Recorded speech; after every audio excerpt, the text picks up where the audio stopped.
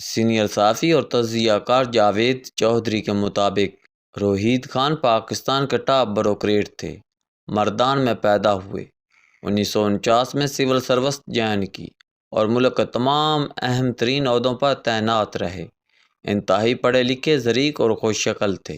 21 April 2024 کو 100 سال کی عمر میں فوت ہوئے۔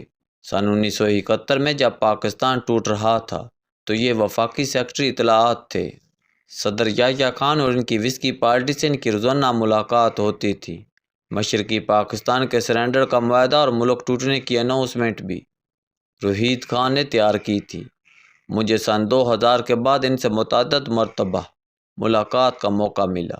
ان کے انتقال سے قبل بھی ان سے ملاقاتیں رہیں۔ وہ آخری سال تک خوبصورت صاف ستھرا سوٹ پہنتے تھے، جوتے بھی صاف اور چمکدار ہوتے تھے، تاہم انہیں بولنے میں دقت ہوتی تھی، لفظ زبان پر اٹک جاتے تھے اور انہیں ادائیگی میں زور لگانا پڑتا تھا۔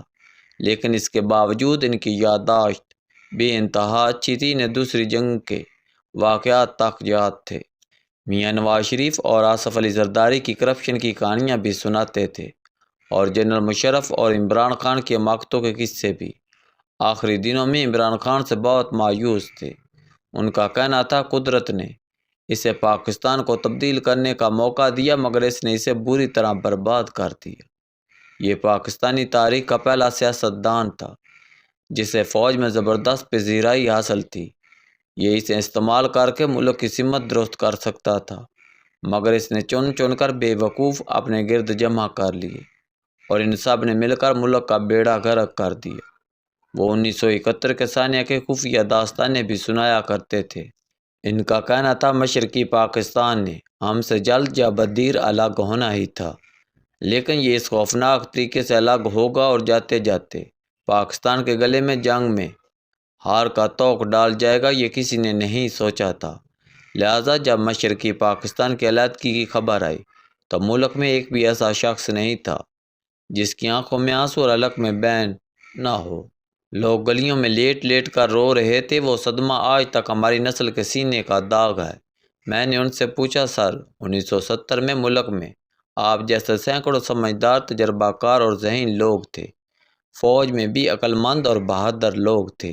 جنرل یحییٰ خان بھی شراب نوشی اور عیاشی کے باوجود بریلینٹ جرنیل تھے اور ان پر مالی کرپشن کا کوئی الزام نہیں تھا۔ ان کے جونیئر افسرز بھی 5 وقت کے نمازی اور شوق شہادت سے لبریز جنرلز موجود تھے، مگر اس کے باوجود 1971 کا سانیہ آپ لوگوں کے سامنے وقوع پذیر ہو رہا تھا اور آپ لوگ خاموشی سے تماشا دیکھتے رہے۔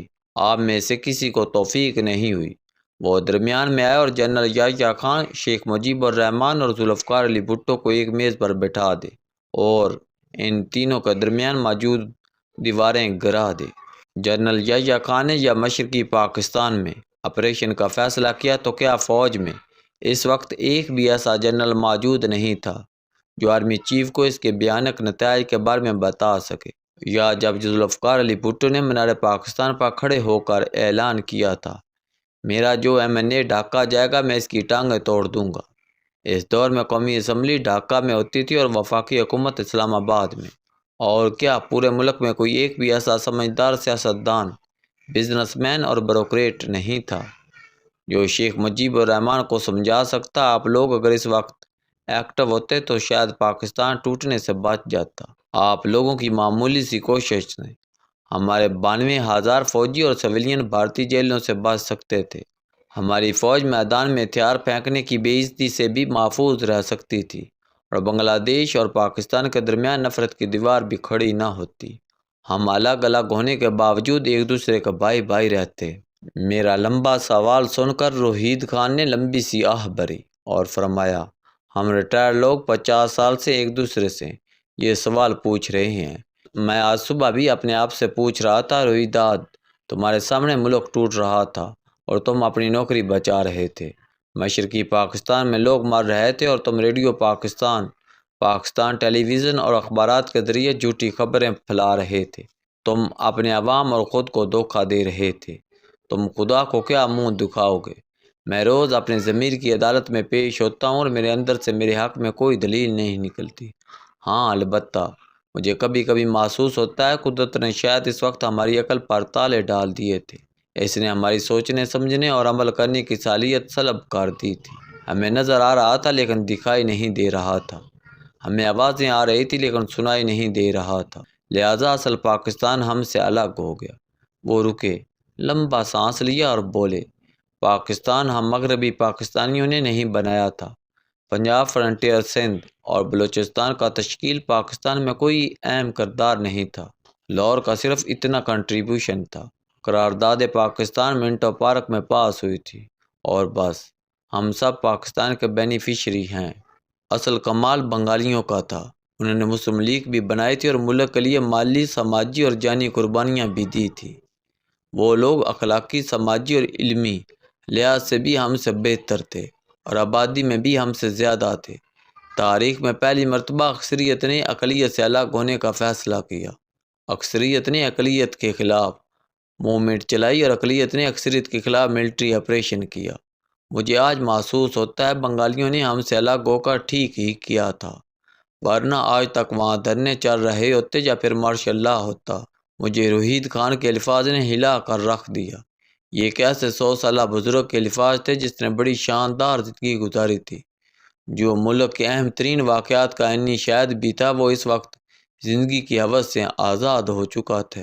وہ جانتے تھے آج یا کل زندگی کی ڈور ان کے ہاتھ سے پھسل جائے گی، لہذا ماضی کے بارے میں ان کا تجزیہ بے لاگ اور قیمتی تھا۔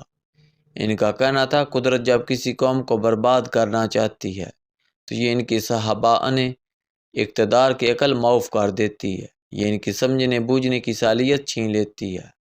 1971 میں بھی یہی ہوا اور اب 2024 میں بھی وہی ہو رہا ہے۔ ملک میں اس وقت بھی ایک الجھا ہوا ٹرائیکا ہے۔ عمران خان جیل میں بیٹھ کر ملک کی جڑیں کھوکھلی کر رہا ہے۔ اللہ تعالیٰ نے انہیں اقتدار بھی دیا تھا اور افواج کا غیر مشروع ساتھ بھی، لیکن یہ اقتدار سنبھال سکا اور نہ ساتھ برقرار رکھ سکا۔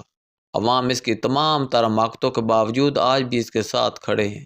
8 فروری کے الیکشن میں عمران خان کو اندھی عوامی حمایت ملی، لیکن اس نے اپنی سخت گیر طبیعت اور بے لچک رویے کی وجہ سے اسے مٹی میں ملا دیا، لہٰذا یہ 2024 کا شیخ مجیب الرحمان بن چکا ہے، جبکہ پاکستان مسلم لیگ اور پاکستان پیپلز پارٹی 1971 کے ذوالفقار علی بھٹو ہے۔ یہ جانتے ہیں عوام نے انہیں الیکشن میں مسترد کر دیا ہے اور اقتدار ان کا حق نہیں، لیکن یہ اس کے باوجود کرسی کے ساتھ چمٹے ہوئے ہیں اور یہ اس چپکاؤ کی قیمت ادا کرنے کے لیے تیار ہیں۔ یہ اخلاقی میدان بہت پہلے کھو چکے ہیں، یہ اب سچ دیکھنے اور محسوس کرنے کی نعمت سے بھی فارغ ہو رہے ہیں۔ یہ جانتے ہیں یہ شریف فیملی کی آخری ٹرم ہے، اس کے بھیا کہاں ہوں گے اور کیسے ہوں گے کوئی نہیں جانتا۔ اگلا وزیر اعظم بلاول بھٹو ہوگا، کیونکہ پاکستان کو اب ایک ایسا سندھی وزیر اعظم چاہیے جسے ایران بھی پسند کرتا ہو، اور بلاول بھٹو اس کے لیے انتہائی سوٹیبل امیدوار ہے اور یہ اس کے لیے ہر قیمت ادا کرنے کے لیے تیار ہے۔ اور تیسری طرف ایک ایسی اسٹیبلشمنٹ ہے جس نے فیصلہ کر لیا ہے کچھ بھی ہو جائے عمران خان کے ساتھ مذاکرات نہیں ہوں گے، یہ جو کرنا چاہتا ہے کر لے، لیکن اس کے لیے دروازے نہیں کھلیں گے۔ یہ بھی اس فیصلے کی ہر قیمت ادا کرنے کے لیے تیار ہیں، لہذا ملک 50 سال بعد ایک بار پھر اس موڑ پر کھڑا ہے، یہاں آگے جانے کا راستہ ہے اور نہ پیچھے ہٹنے کا، جبکہ ہمارے سارے مسائل صرف تھوڑی سی لچک سے حل ہو سکتے ہیں۔ ہم سب نے ایک ایک قدم پیچھے ہٹنا ہے اور سانس آنا شروع ہو جائے گا۔ عمران خان بلا وجہ احتجاج کی کالز دینا بند کر دے، یہ پارٹی کی سیاسی کمیٹی کو حکومت کے ساتھ مذاکرات کی اجازت دے دے، یا پھر مولانا فضل الرحمان اور محمود اچکزئی کو مذاکرات کا مینڈیٹ دے دے۔ نواز شریف اور آصف علی زرداری بھی تھوڑی سی قربانی دے دیں، یہ 5 سال کی بجائے 2.5 سال پر اتفاق کر لیں، گرینڈ پولیٹیکل ڈائیلاگ کریں، آئین میں جو ترمیم کرنی ہے ایک ہی بار کر دیں، اس کے بعد آئین کو لاغ کر دیا جائے اور 2 سال بعد الیکشن ہو جائے اور جو جیتے اسے اقتدار دے دیں، اور اسٹیبلشمنٹ بھی سیاسی سپیس کی گنجائش پیدا کر دے اور عدلیہ بھی خود کو ذرا سا سائیڈ پر کر لے۔ یہ سارا بحران ایک ہفتے میں ختم ہو جائے گا، ورنہ دوسری صورت میں یہ فساد بے شمار لوگوں کے سر اور ملک کا راہ سا بھرم بھی کھا جائے گا، اور 10-15 برسوں بعد آج کے روحیداد خان بھی سر پکڑ کر کہہ رہے ہوں گے اللہ تعالیٰ نے ہم سے بھی سمجھ بوجھ کی صلاحیت چھین لی تھی، ہمارے سامنے ملک ٹوٹ رہا تھا اور ہم دیکھتے رہ گئے، ہماری بھی مات ماری گئی تھی۔